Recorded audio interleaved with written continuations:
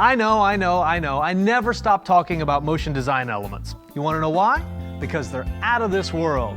And in this episode, I'm on a mission to spark your creative juices and launch the quality of your productions into the stratosphere. Mission Control, we're ready in 3, 2, 1.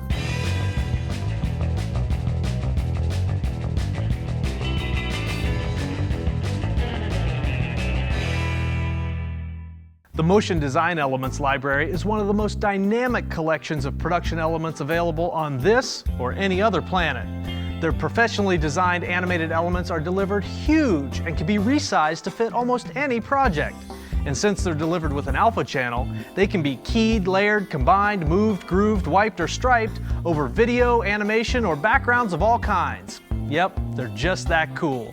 In this episode, I'm going to probe into the control panels volume of the MDE library. So sit back, relax, and take 5 as we explore 5 cool ways to use control panels. Tip number 1, monitor modules, using control panels to fill monitors. If you need to create a high-tech look for an interview backdrop or simulate a weather station in the background of your shot, control panels are the perfect answer. If you're skilled at chroma keying or compositing, you can start with a blank monitor screen. The default blue screen of death on most monitors keys out just fine. And in post after your shoot, simply key the control panel of your choice into the monitor.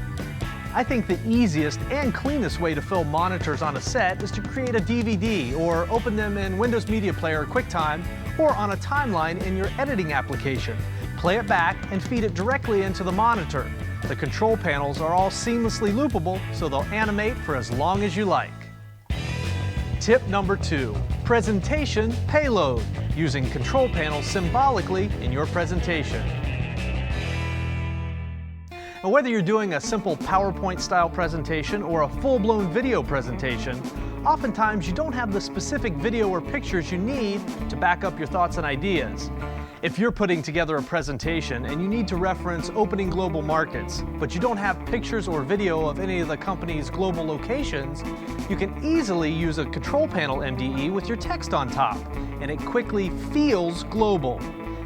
Or let's say your presentation referenced a difficult topic to show a visual for, like identity theft. You can quickly grab a video tracks clip, combine it with a control panel MDE, and quickly create an identity theft graphic that perfectly fits your presentation. Tip number 3, Minority Report, creating intergalactic interfaces. Many of the control panel MDEs are very similar to some of the cool interface style elements that senior juice animator Brent Milby created for the Digital Juice Open. While Brent did some pretty elaborate and complex compositing to create the DJTV Open, you can create a similar look with control panel MDE elements. The basics are pretty simple. Start with the footage of your subject making movements that correspond with the activity in the control panel MDE that you've chosen. Simply key that MDE over your subject, size and position it so the movements of the subject and the action of the MDE animation line up. This may take some practice and some trial and error when shooting, but the end result will be well worth it. Try another cool trick when creating this kind of shot. Shoot your subject over a green screen. Then you can use a large version of the foreground MDE in the background, or several motion design elements in the background. Key your subject over the background to create a matching high-tech background or environment. Once you add the foreground MDE, you have a great, layered, professionally composited look. Seriously, how cool is that? Tip number 4, from fixed to functioning, using control panels to bring static objects to life. Control panels are perfect for adding some motion to pictures or video of static objects. If a client gave you this static photo to use in a spot, you can add interest by adding a control panel MDE to create some movement in this otherwise still photo.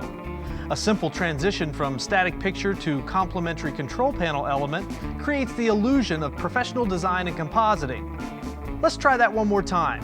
Start with a static picture on your timeline. At the right time in your animation, choose a transition that works. Sometimes a dissolve will work, other times a cut or flash. or you could even grab a revealer or wipe to transition to your control panel. Tip number 5, load on more layers using control panels to customize backgrounds. This is as simple as it sounds. Use control panels, or any volume of motion design elements, to add layers to your backgrounds. It's a quick, easy way to customize your jump backs or editor's toolkit sets so they look different every time you use them. Here are a few quick examples. Grab a high-tech background from an editor's toolkit volume, quickly key a control panel element, size and position where you want it, and in seconds, you have a brand new background. Grab a cool-looking jump back, add a control panel MDE or two, and position them where you want them. Maybe color shift them to perfectly match the background. The end result is a totally custom, never-before-seen background that you can take all the credit for. Let's quickly review our mission log for this episode. Tip number 1, monitor modules. Tip number 2, presentation payload.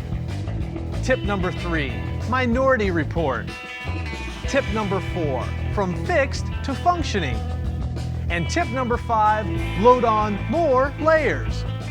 So there you have it, another hopefully successful mission, and another episode of Take 5 is safely back on the ground. Time for me to blast off out of here, so as always, until next time, don't forget to balance work and play, and every once in a while stop and take 5.